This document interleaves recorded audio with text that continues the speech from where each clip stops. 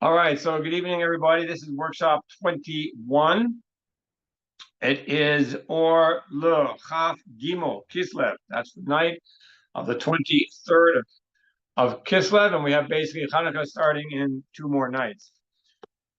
So I thought we would kind of continue in the vein a little bit of what we spoke about last week and the week before.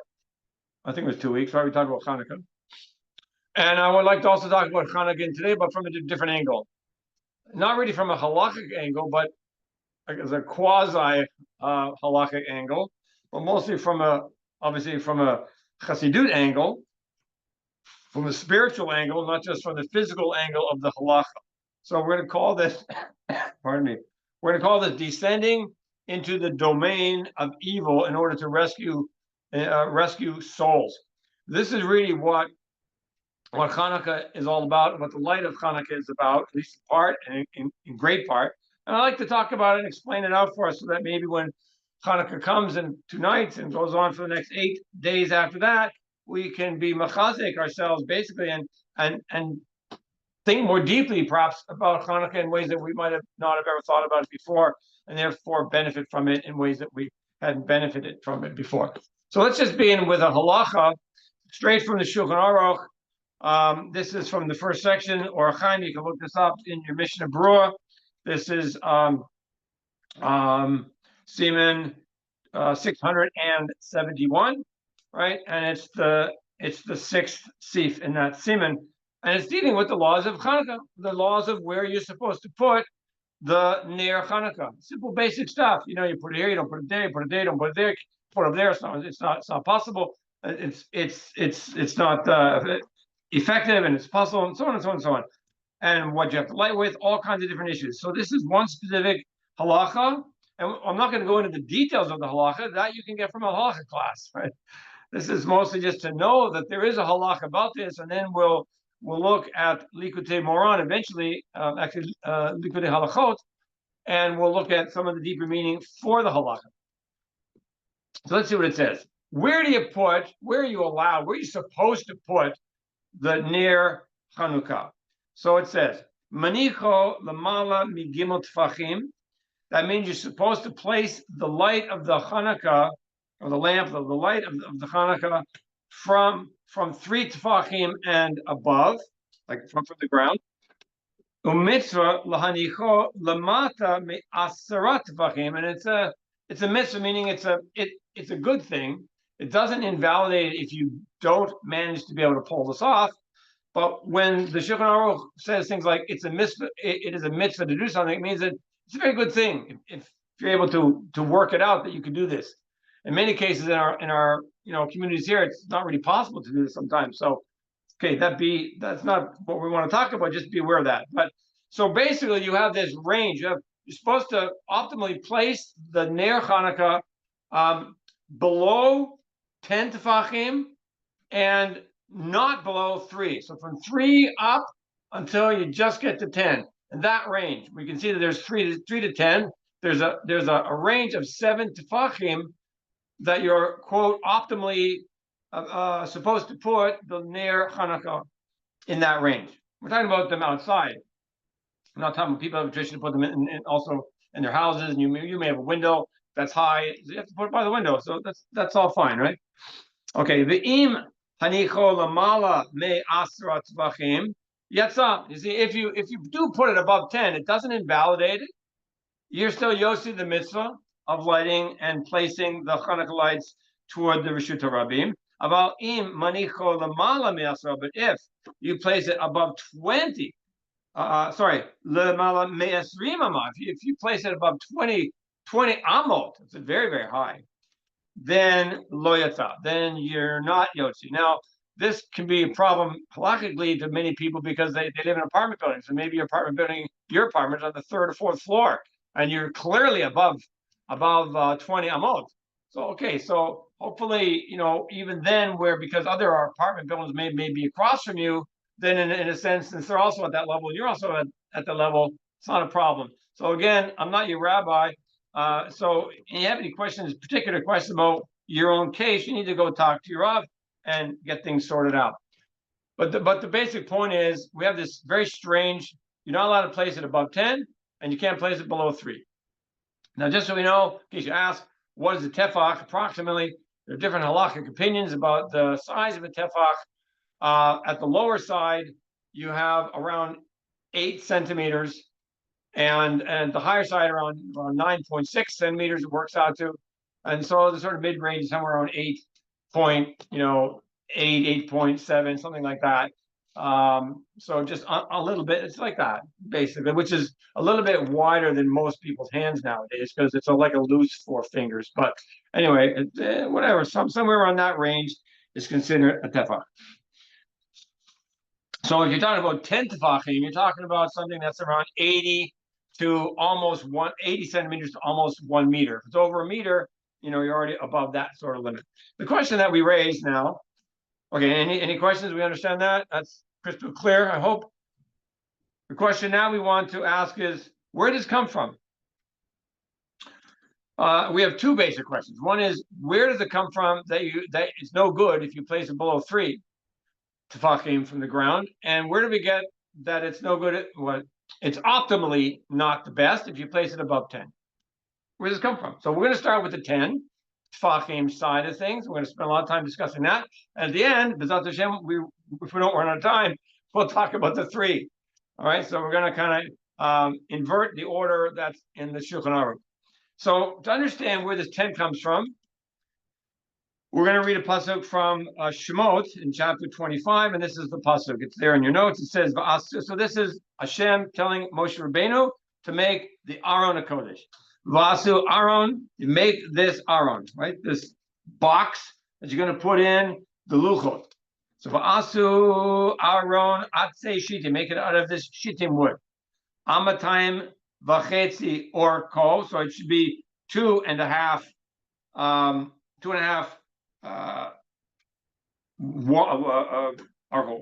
long, the ama v'chetzi rocho, and 1.5 wide. What is the measure here? We're dealing with an ama, so it's time is 2 amas v'chetzi orko. It's 2.5 amas, about like that, maybe a bit more. That's how long it is, and it's only 1.5 amas wide. The ama v'chetzi komato, and it should be 1.5 amot high. Now, how many tefachim does this equate to? So, generally speaking, for the kelim in the Mishkan and in the Beit Mikdash, 1 amma was equivalent to 6 tefachim. So the Aron was long, amatayim v'chetzi, which is 2 ammas and a half. So that's an amma is 6, 2 ammas is 12, and a half is another 3. So that's 15. So it's 15 tefachim long, and it's an amma and a half wide. So that's an amma is 6, and 6.5 is 3. So it's 9 wide, and it's an amma and a half. So it's again 6 tefachim and another 3. So it's 9 high. 9 tefachim high. That's the point we want to focus on. It's 9 tefachim high. Now, is that correct? Did we do the math right? So let's read a statement from a second Sukkah on page 4 and on into page 5, which is in your notes. So this is what it says: Aron Tisha. There it is. Great. The Aron is 9, i.e., 9 tefachim high. The chaporet tefach. Now remember, there was a lid on top. So that lid, the cover for the Aron, was itself 1 tefach thick.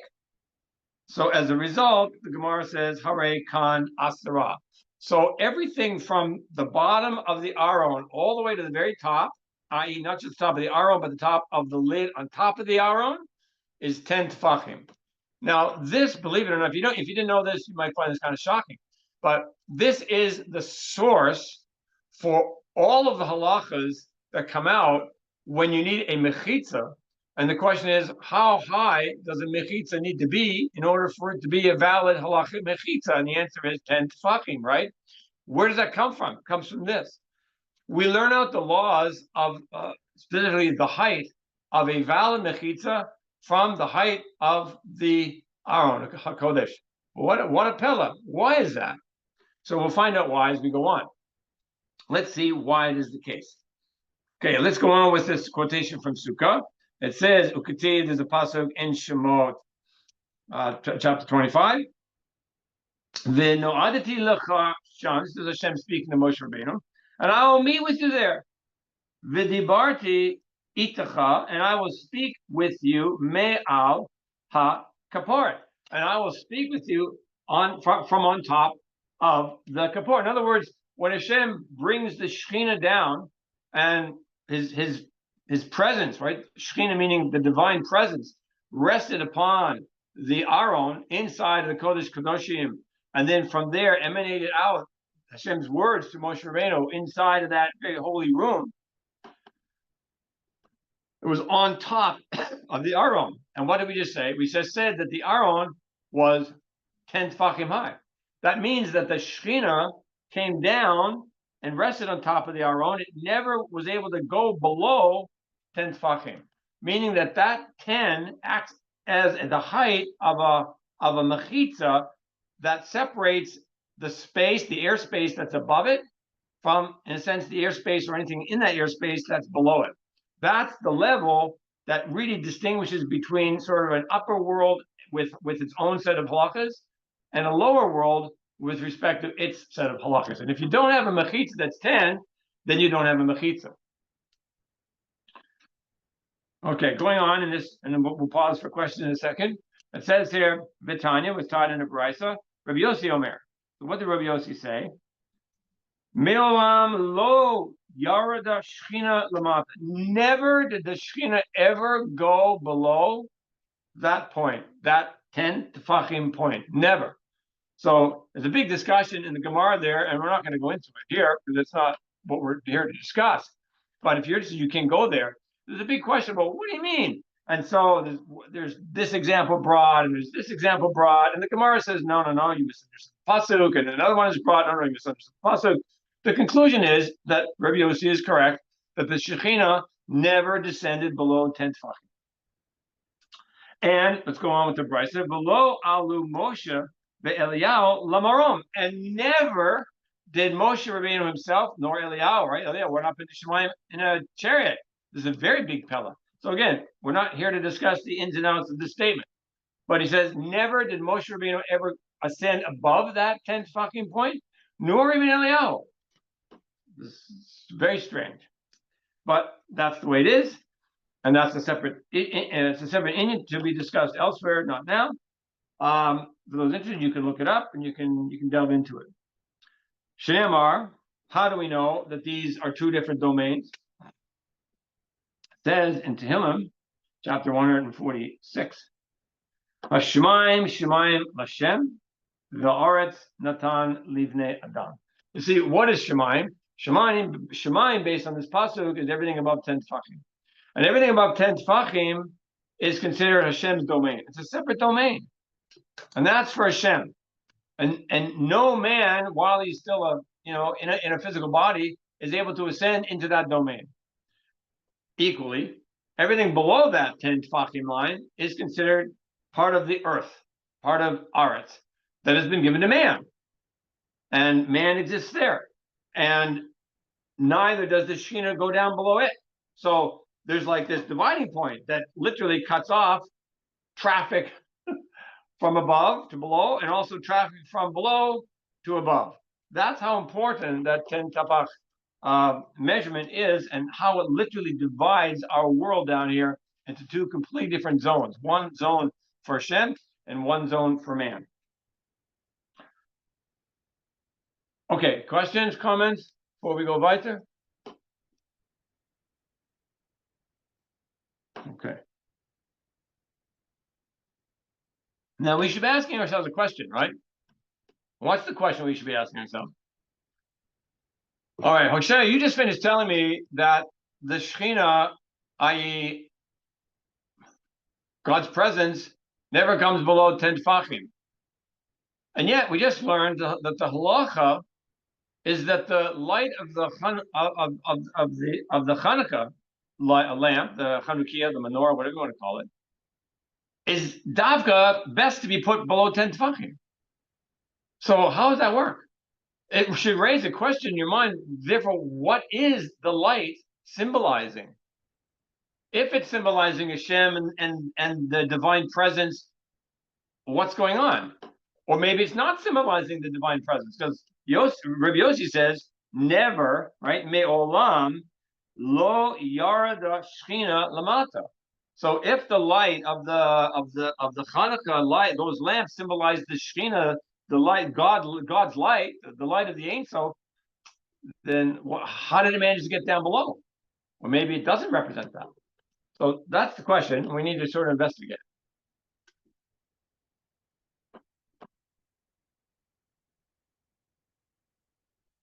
All right, moving on. We're now going to introduce the words of Rabbi Natan. Rabbi Natan, again, for those that are not all that familiar with all the ins and outs of Breslov history and Breslov literature and so on, Rabbi Natan was the main Talmud of Rabbi Nachman, and he wrote down basically everything. If it wasn't for Rabbi Natan, we wouldn't have essentially any teachings from Rabbi Nachman. Right? He was the scribe, but he was more than a scribe. He was an incredible tzaddik himself, and a tremendous Talmud Chacham. And in his own right, he wrote many works. One of which was his sort of magnum opus. Is that what you call it? Magnum opus. 8 volumes called Likutei Halachot, right? Selections pertaining to halachas. And really what it is it's Kabbalistic, spiritual, Hasidic insights into the Shulchan Aruch. That's really what Likutei Halachot is all about. And that's why it's so long, because the Shulchan Aruch is very long. It's got lots of laws, 4 major parts, right? And Rabbi Natan goes through, based on teachings of Rabbi Nachman in Likutei Moharan, he goes through all these halachas from A to Z, and discusses what's really going on. Why is it this? Why is it that? And this is what he's going to do here. And he's going to answer for us these questions. What is it dafka about the menorah for the Chanukah light that you should basically put it below 10 tefachim? What's really going on? Like, and why can't you put it below 3 tefachim? Well, why not? So there's plain halacha, and we need to know plain halacha because we need to know what to do. Because if we don't do things right here, it's like the mechanism isn't working, and it's not really being connected to what's happening above, and so there's a complete disconnect. And it's almost as if kilo, what we're doing is nonsense because it doesn't work. It's like, let's say, the analogy that I like to think of is in the old days you had this hand crank car. The old early cars in 20s or 1910s had this crank, right? And so you put the crank in, you turned it, and then you turned it. You had to turn it hard, and then all of a sudden it did something. It did something, right? It did something inside the engine and underneath that hood, and all of a sudden the motor turned on, and the guy ran around and got inside and put the brake off, whatever he did, and away he went. Now, he needs to do that right. He can't just take that crank and just like, I'm going to stick it inside the window and crank it. It's like not going to do anything. Or he says, you know what, I'm going to take that crank and then just spin it around my head. Maybe that's good enough. After all, I'm holding on to the crank. No, dafka, there's a certain way you have to do it. Right? That's like halacha. And so if you do it the right way, then it activates a mechanism. It's basically like a spiritual mechanism, and it connects the lower worlds to the higher worlds. And as a result, things happen in the upper worlds if you do it correctly, according to the halakha. If you don't pay attention to the halakha, or you just kind of just wing it, or you make things up, it's like that guy with the hand crank. He's not sticking it in the right hole in front of the radiator, whatever it is, and he's not turning it right, maybe turning it backwards, and he's expecting the engine to go on, and the engine doesn't go on. Why not? Because you're not doing it right. That's really what halakha is like. Okay, so in short, we're now going to read from Likutei Halachot in the laws of Chanukah in section Beit in the first part, and we're going to explore a little bit about what do these lights really symbolize.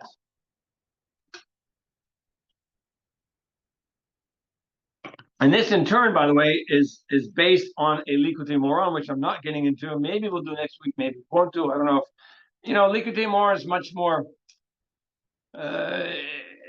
It's much more cryptic, and it's much more difficult for other people, for all of us, to understand sometimes. And whether I want to go through the entire teaching or at least in part, in Likutei Moharan, that Rabbi Natan is basing this teaching on, I'm not sure. So in a sense, I'm kind of going backwards. Normally, you should read and learn and study Likutei Moharan, and it's Torah 8, by the way. Because that's what Rabbi Natan says. If go learn Likutei Moharan number 8 first, make sure you understand it well. Well, that's going to take days for us if we were to do that, right? It's long and it's complex and it's right. So, and then you read Likutei Halachot and oh wow, it's amazing. Now you get this whole picture, right? So we're kind of doing a little bit backward. We're skipping Likutei Moharan itself. We're just jumping right into Likutei Halachot from Rabbi Natan. But I think it's okay in this case. So I think we can basically get sufficient out of this to understand what's going on. Okay, these are his words. Ki b'Chanukah tzrichim la'amod keneged rishaim harotzim limnoa ulbatel me avodat Hashem. So what is the purpose? What's the goal of Chanukah? What do we have to do? We need to be able to stand strong against the wicked ones who want to prevent us and to cancel out the ability for us to do the avodah of Hashem, to serve Hashem. That's really what it's about. It's a spiritual war. I mean, yes, it was a physical war going on, but really, it was a spiritual war. Because we talked about this last week. It was all about heresy versus true chokhmah, right?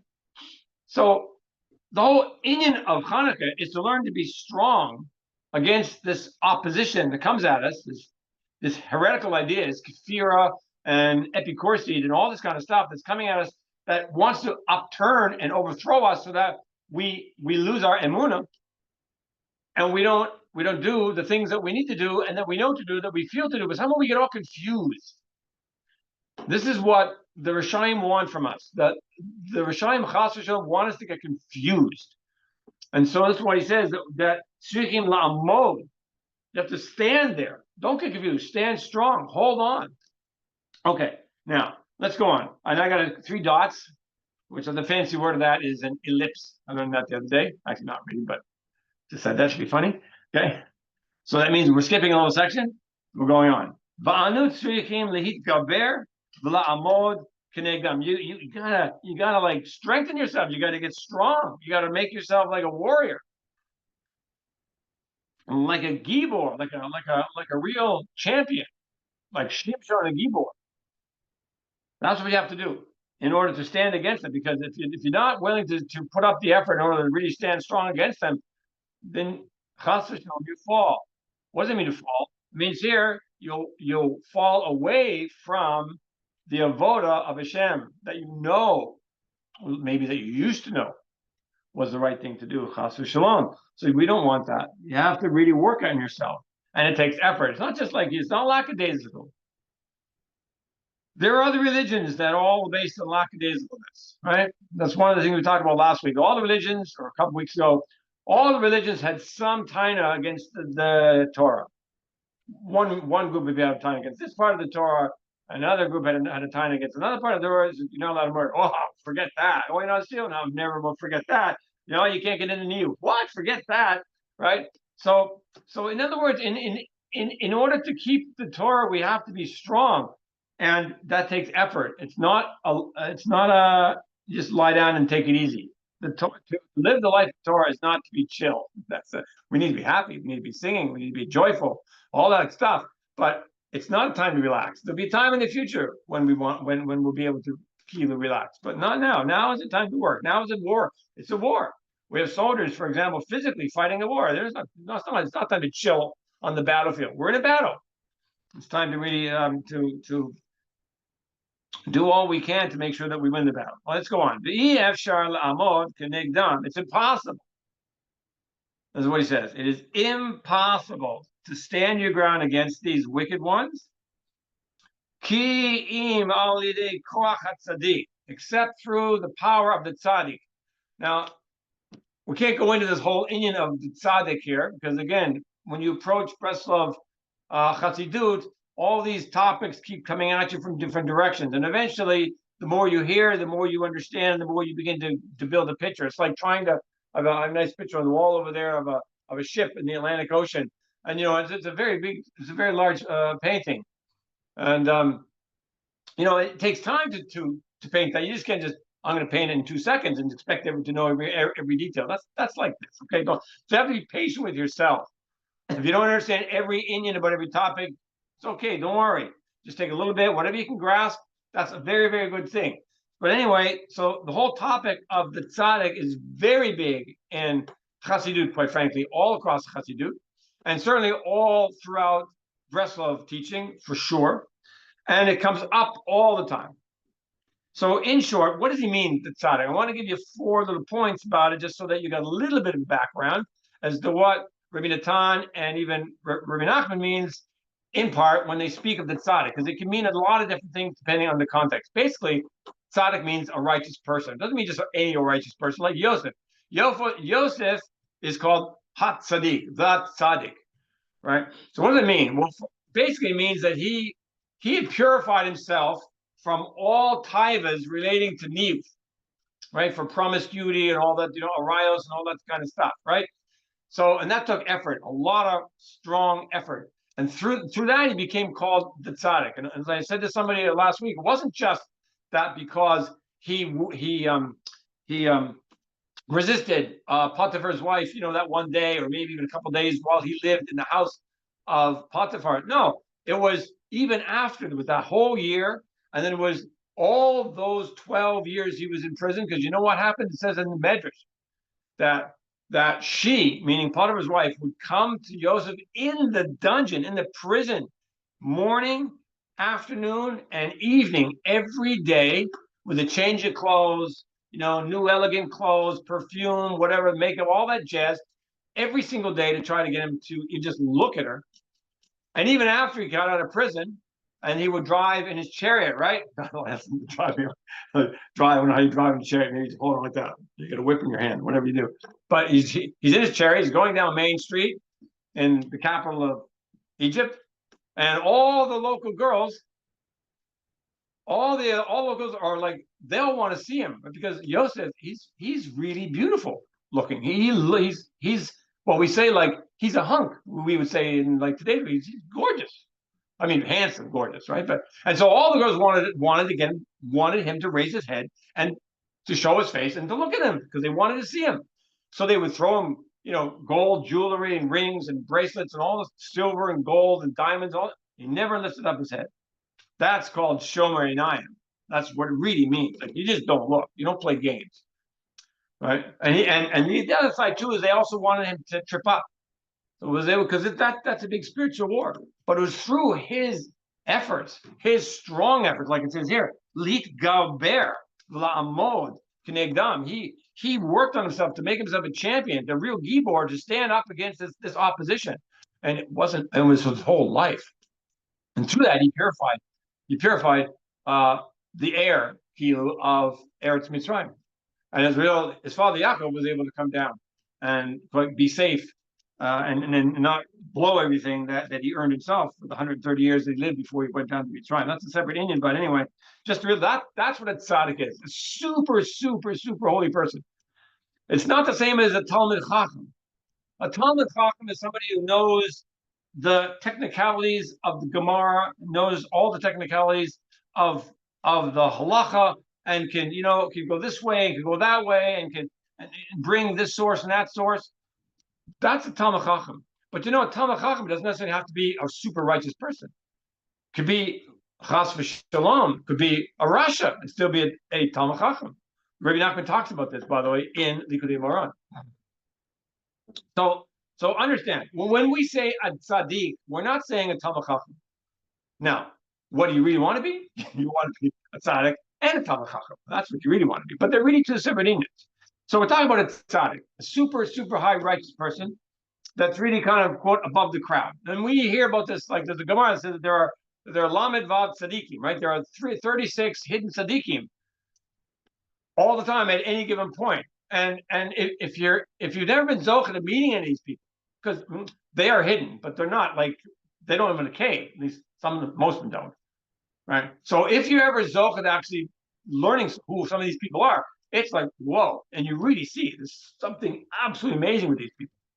And they're not like a normal Jew. They're like way up there. Okay, like a throwback to like hundreds and hundreds of years. We really do, mamash, have people like that today. And if you've never been Zochah to it, you need to pray about that. So you will be Zochah to meeting such people, because it changes your life completely if you're able to Zochah to meet a real Lamed Vav Tzaddik. Okay, let's go on. So, oh yeah, right. Sorry, that was a big diversion. But I said I want to give you 4 basic points. 4 points about a tzaddik. First of all, in the literature of Breslov, you find out that there is an upper tzaddik and a lower tzaddik. Now, this is hinted at many, many times in our own Chumash. For example, you have place where I didn't run them all down. Noach mentions it twice. His name back to back like that. It also says in the case of Avram, when he was ready to shech his son at the Akedah, it says Avram. It says it twice. There's also a hint. He's not saying Avram, paying attention. Avram, come on. Avram, what are you, like, where? No, he's, the secret is that he's speaking to the upper tzaddik and the lower tzaddik. There's another case where Yaakov is also, his name also appears twice back to back, Yaakov. Anyway, there are cases like that. You can go ahead and look through them, and there's many other sources about this, but there's an upper tzaddik and there's a lower tzaddik, and these two tzaddikim, one in the spiritual world and one physically in our generation, always in every generation, like it says in the very first blessing of Shmoneh Esrei, like it says, Umevi goel livneihem. But Hashem, he brings. It's in the present tense, right? I brought it up so I get the whole thing here. What does it say? It says, Umevi goel livneihem laman shemo be'hava. Umevi goel, that Hashem brings a redeemer. Well, why are we talking about the redeemer in the very first? I thought we're talking about Mashiach way down, and bracha number whatever it is 15, 16, whatever it is. We talk about Mashiach then. Well, why are we talking about Mashiach in the very first? Because it just says that Hashem brings a redeemer. Who is this redeemer that he brings? It sees the tzaddik that Hashem allows to exist. He brings every single generation. There's always somebody. It's brought down in all the literature. It's not me saying this. It's brought down all throughout all of the literature. There's always somebody, most of the time, always somebody who is alive physically on the planet, who is a potential Mashiach, who has the soul of Moshe Rabbeinu, and he's called the Redeemer, because only the only person who will redeem us is Moshe Rabbeinu. It's brought down in the Zohar. Moshe Rabbeinu was the Redeemer out of Mitzrayim, and he will also be the Redeemer, the very final Redeemer in the final Gula. What do you mean, Moshe is going to be the final Redeemer? It's the soul of Moshe Rabbeinu. And this is what the Zohar talks about all throughout the Zohar. It's this special soul of Moshe Rabbeinu is the soul of the tzaddik. And that soul is impregnated literally into many, many great tzaddikim over the generations. So that's the upper and the lower. It also tells us that the tzaddik is an aspect of Moshe Rabbeinu. It also teaches that there's always a tzaddik in every single door who is called the Redeemer. And also, which you're going to see in a bit, the tzaddik also is a term referencing the Torah itself. That's a little bit of a chiddush, so we're going to explain that. I brought down some sources for that because that's a bit more unusual, so we're going to get there. But this is what, in short, there's other aspects to it. I'm just giving you a quick summary. But what he's telling us here, Rabbi Natan is telling us here, is that it is impossible to stand against the Rishayim and to hold your ground and not give in unless you have the power of the tzaddik. Now you know a little bit what that means. Right? The power of this soul, the special soul of Moshe Rabbeinu, who is literally, that soul is impregnated in this tremendous tzaddik of each generation, who is connected to a tzaddik up in the upper world. This is an aspect of the Chanukah light. Wow. So the Chanukah light is not what? It's not the Shekhinah Davka. It's the light of the tzaddik. That's what it says. That's what he says. Ki ha-tzaddik nikra or. Oh, the tzaddik is called light.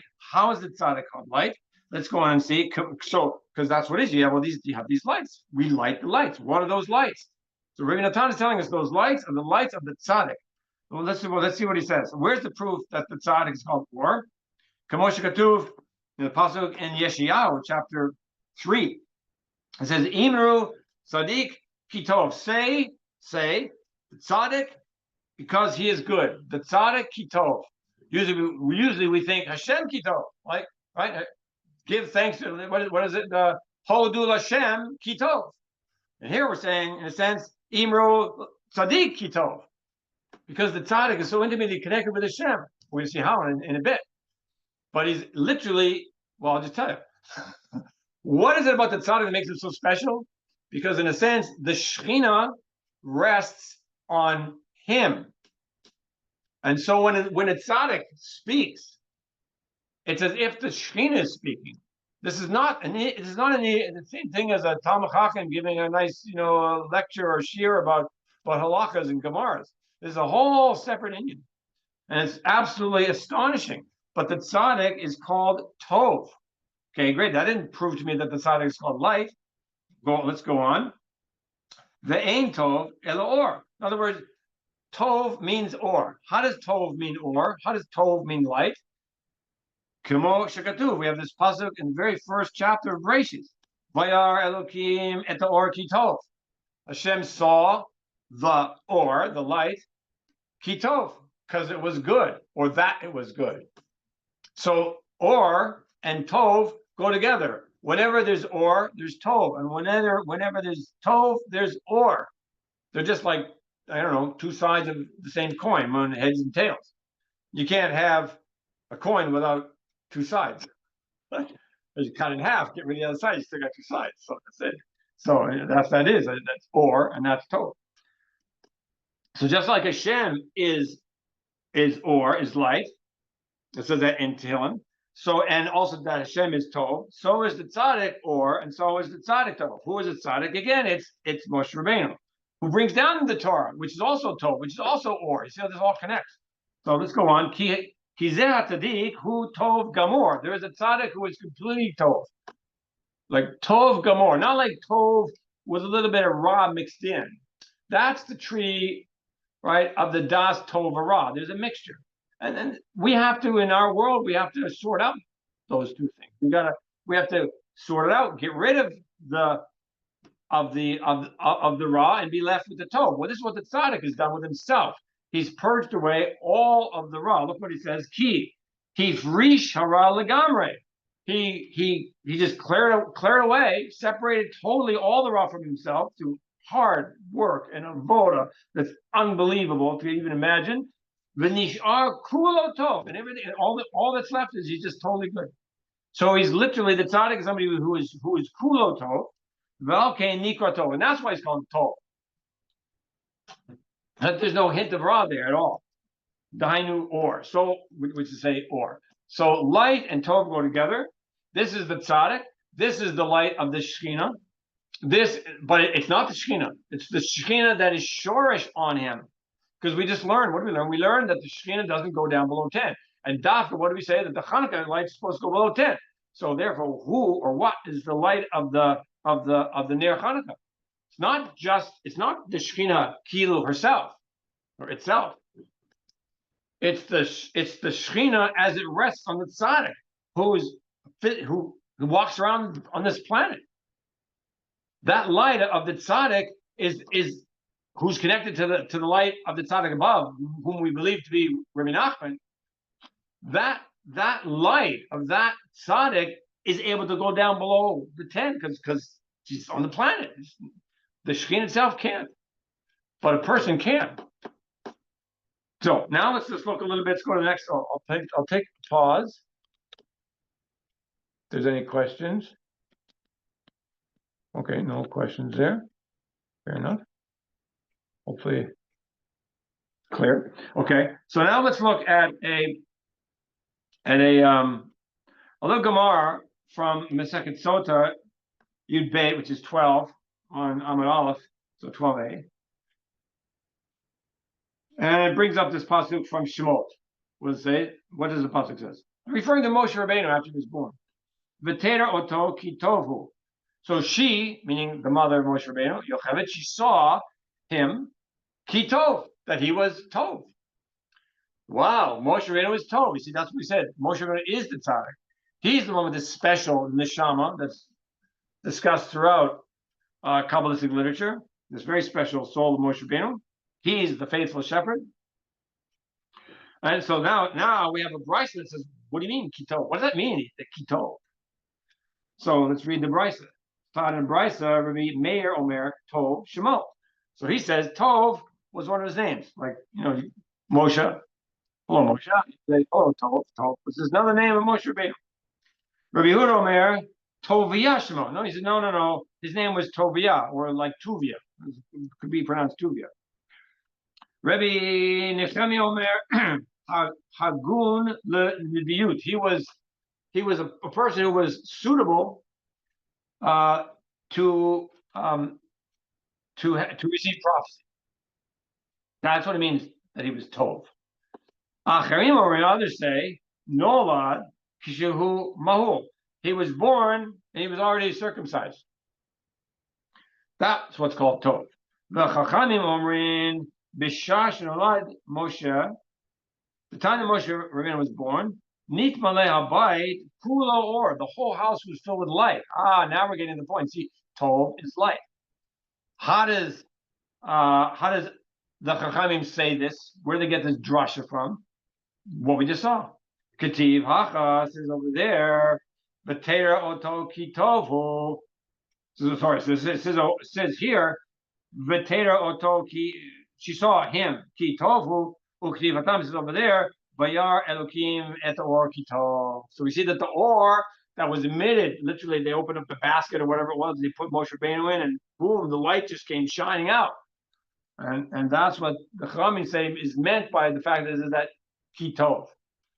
Kitov meaning that his Tov is connected to Or. So we see there's like a little bit of a proof from the Gemara that Moshe Rabbeinu is called Tov, and Moshe Rabbeinu is the Tzaddik. Mentions this all throughout the Zohar. And so we see that Moshe Rabbeinu is the Tzaddik, meaning his soul is the Tzaddik, and that is a soul that is itself impregnated into the greatest of the Tzaddikim of the different generations. For example, like Rabbi Shimon Bar Yochai, for example, or in later generations like the Baal Shem Tov, and so on and so on and so on, just to give you some idea. All right, now let's go back now to Likutei Halachot.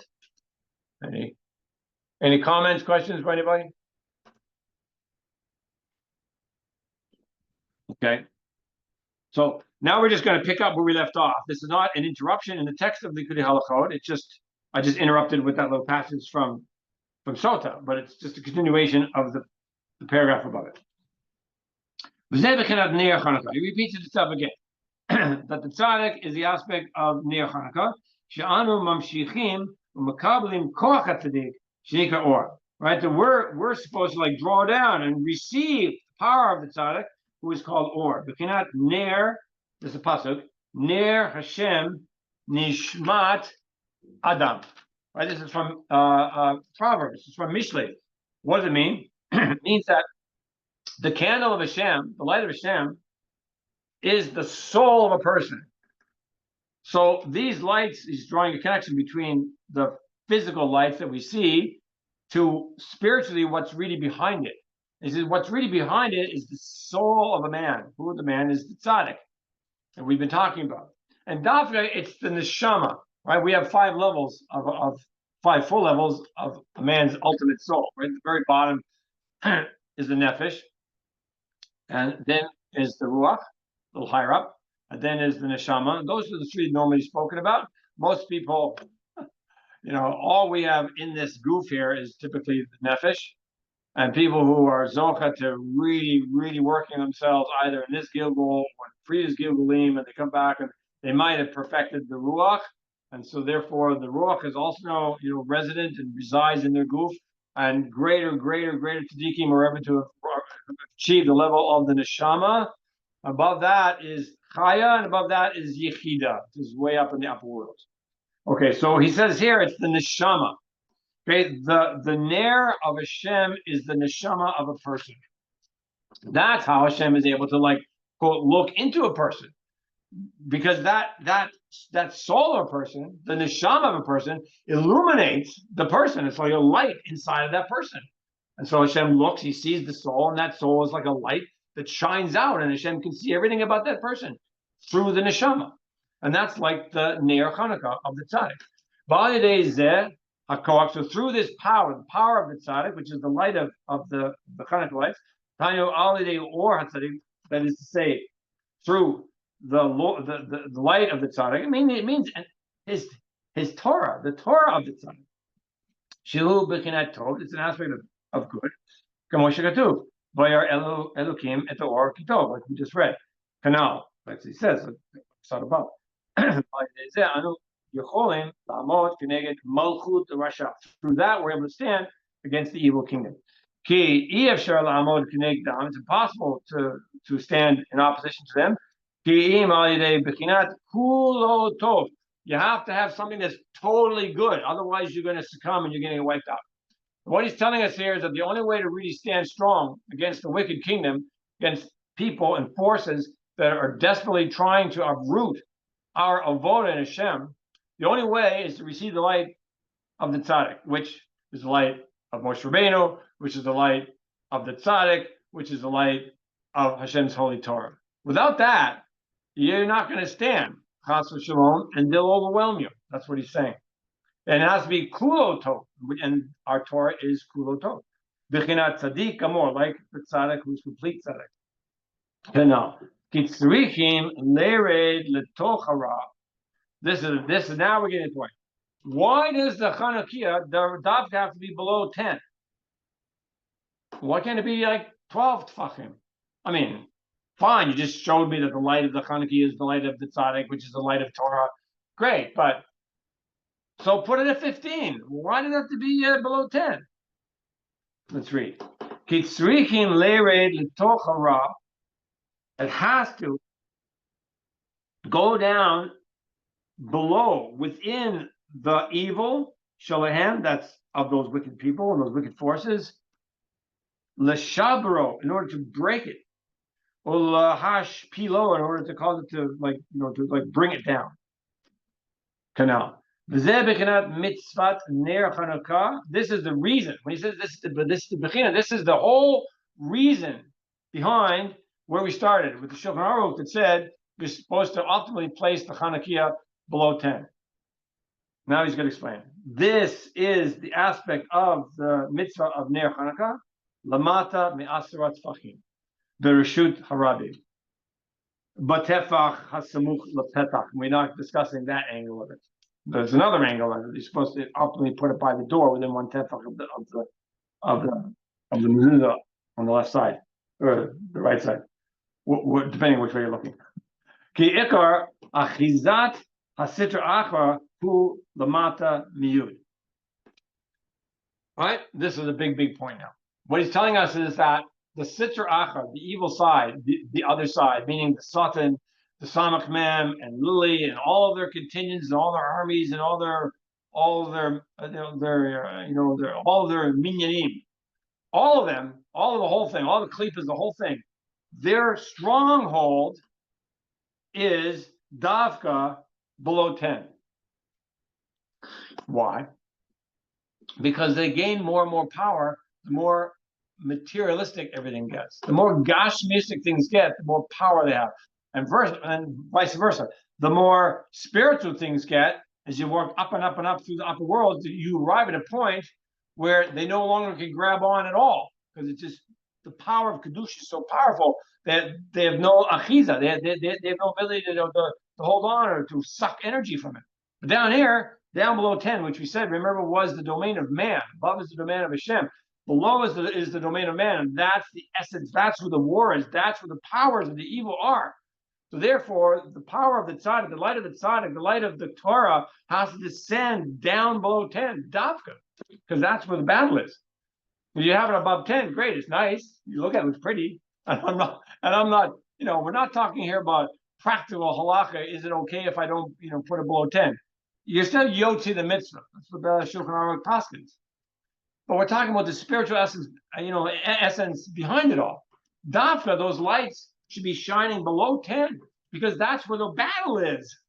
The battle isn't at 12 or 15 or 18 or 19 tefachim. It's not up there. It's down here. It's down here where we are, where you are, where I am. That's what it happens. Ki me'olam lo yarda shchina lemata me'asra. He tells it right away. Says it again. So how do I know that we see we've divided this whole thing up between making sure we understand clearly the difference, the distinction, and yet the similarity between the Shekhinah itself and the Tzaddik. The Shekhinah on its own does not come down, but the Tzaddik, who has the Shekhinah resting on him, exactly how that works, beyond my understanding. But that Tzaddik is able to come down below.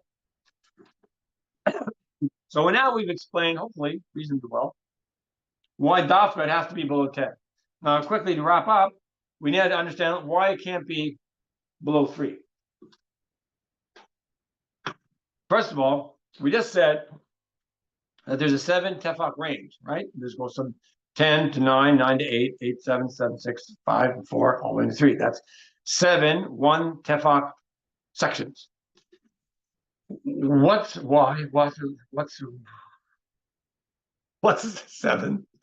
So let's read from Mishlei. Mishlei in chapter 24 says the following: Ki sheva yipol tzaddik v'kam or Rishaim yikashu v'ra. So it says, usually translated like, a righteous person falls down 7 times and gets up. But that's not what it says, does it? Does it say that the tzaddik falls down 7 times and gets up? Where do you see the word times in there? I don't see it.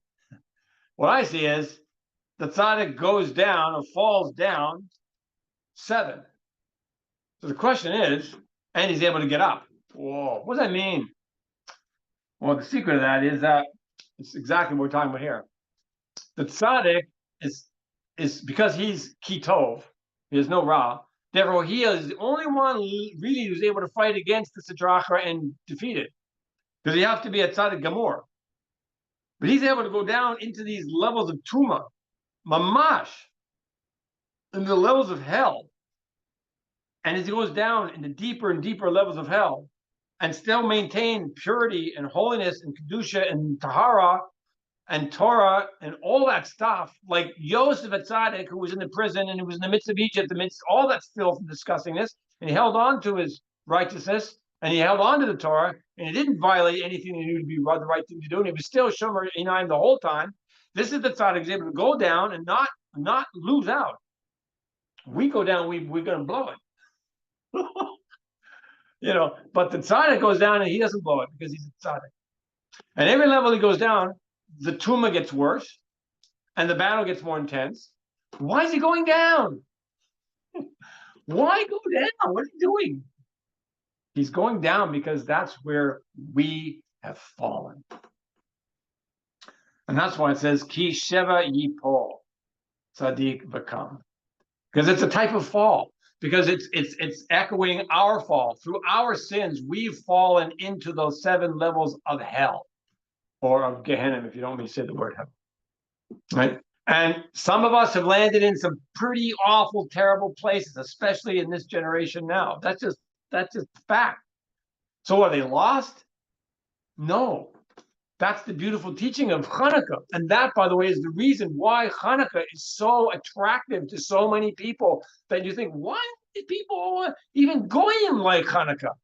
Well, some of them do anyway. But of all of the holidays, all of the Chagim, the 2 biggies are Purim. Think about it, Pesach to an extent, but Purim is even greater than Pesach, because even many, quote, non-religious Jews do Purim because it's fun. They can drink and have a great time. But even more than that is Chanukah. I believe the Chanukah to be the one Chag above all others that is the most celebrated of all. Why?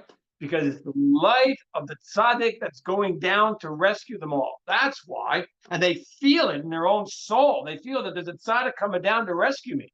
And that's the light of the Chanukah light. That's down there below 10. And it goes from 9 to 8 to 7 to 6 to 5. Down to 4 to 3. It's all the way down, low, to the worst, terrible places you can imagine the Jewish people have fallen to. Chas v'shalom, but we have. And even the Zohar says very clearly, and other sources say very clearly, in the days of Moshe Rabbeinu, the Jews had not fallen to the 50th level of Tumah, right? We all know they only fell to the 49th level of Tumah, and that's where they ever get up.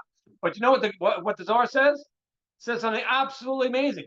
It says at the end time, the Jews will have fallen to the 50th level of Tumah. And still, we're able to get up. Why? Because now we have the Torah. That's what it says. Because when we fell down when we were in Mitzrayim, we didn't have the Torah yet. So we could only go down to the 49th level. And Moshe Rabbeinu was able to get us up. Thank God. But now, since we have the Torah, which is, again, the Torah in the hands of the Tzaddik, as a result of that Torah, even when we fall down, now we can actually, quote, we can fall down to the 50th level. Succah. No. The point is that even if we get that low, there's still an ability to raise us up. That's how bad we've gotten to, but that's how much hope we should have. That's why Rabbi Nachman screams out all the time, right? That there's no Yeush in the world at all. Why not? Because there's the Tzaddik, because there's Torah, because there's Moshe Rabbeinu. That's why, because there's a Tzaddik in every generation, and there's Rabbi Nachman, the Tzaddik up above. And the whole labor, their whole effort, their whole work, their whole avodah, their whole life is to rescue us. So don't be depressed and despairing and sad. And yeah, life is tough sometimes. It really is, guys. It just really is. And sometimes we go through the most awful things. It's like, why do I have to go through this? It's only to make us strong. It's only to make us strong so we can inherit the highest world. All right. Last couple points is what are these 7 levels that we go down to? It says so in Eruvin, page 19. Amar Rabbi Yeshua ben Levi, Shiv'a Shemot Yesh LaGehenim. The Elohim. There are 7 names to Gehenna. And he doesn't mean there are 7 synonyms. What he really means is, and this is brought down amongst the Mefarshim, he means there are 7 levels, and each level has its own name. And what are those levels? Sheol, which is usually translated hell or the grave.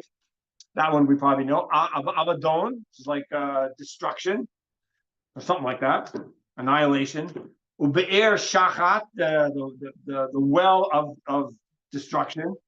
These are also hard to translate. It doesn't really matter what the translation is. Bor Sha'on, this cistern of water that's just a tumultuous, watery pit.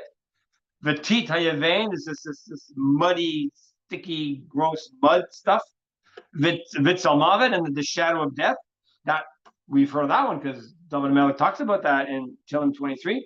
Ve'eretz Hatachtit, and what we call normally the underworld. These are and so the Jewish souls have fallen into each of these levels. And so the tzaddik, every single day, believe it or not, he goes down there. The amount of pain and suffering he has to endure in order to go down there, the spiritual pain he has to endure, and even the physical pain he has to endure in order to go down there and rescue souls is unbelievable. It's unbelievable. And in the end time, that tzaddik will become Mashiach. So really, it's the light of Mashiach. Right? The light of the Chanukah is the light of Mashiach when you come speedily in our day. We'll just end here to answer the final question. Why is it that we can't put it below 3? I mean, isn't that even better? I mean, why stop at 3? If he can go down 3, why can't he go into 2, down to 1? Let him get all the way down to the ground. So I think the answer, well, there's a principle called lavud, which is a halach l'moshe misinai.